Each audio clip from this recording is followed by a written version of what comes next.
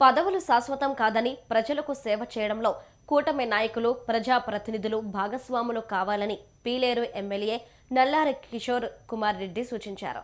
Rajampet parliament నియోజకవర్గ అధ్యక్షులుగా ఎన్నికైన సుగవాసి ప్రసాద్ బాబు, ప్రధాన కార్యదర్శిగా పఠాన్ ఖాదర్ ఖాన్ ఎమ్మెల్యే కిషోర్ కార్యాలయంలో మర్యాదపూర్వకంగా కలిశారు. ఇక కష్టకాలంలో పార్టీకి సేవలు అందించి పార్టీ గెలుపు కోసం కృషి చేసిన వారికి పదవులు వరించడం సంతోషంగా ఉందని ఆయన అన్నారు. ముఖ్యమంత్రి చంద్రబాబు నాయుడు, మంత్రి నారా లోకేష్ కు ఆయన కృతజ్ఞతలు తెలిపారు.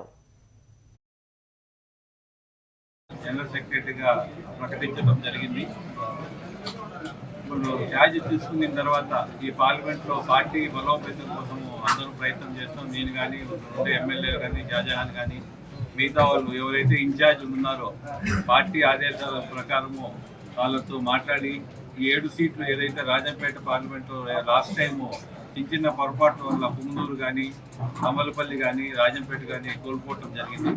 ఈసారి పార్టీ బలోపేతం కోసం 7 సీట్లు ఏదైతే ఉన్నాయో ఈ పార్లమెంట్లో ఎమ్మెల్యే సీట్లు మరియు పార్లమెంట్ మెంబర్గా కూడా గెలిపించుకుంటాం తెలుగుదేశం పార్టీని ఈసారి మేము. కాబట్టి ఈరోజు ప్రసాద్ బాబును, పఠాన్ ఖాదర్ ఖాన్ పైన నమ్మకం పెట్టి ఈరోజు చంద్రబాబు గారు, లోకేష్ గారు మాకు అందరికీ బాధ్యత పెట్టారు.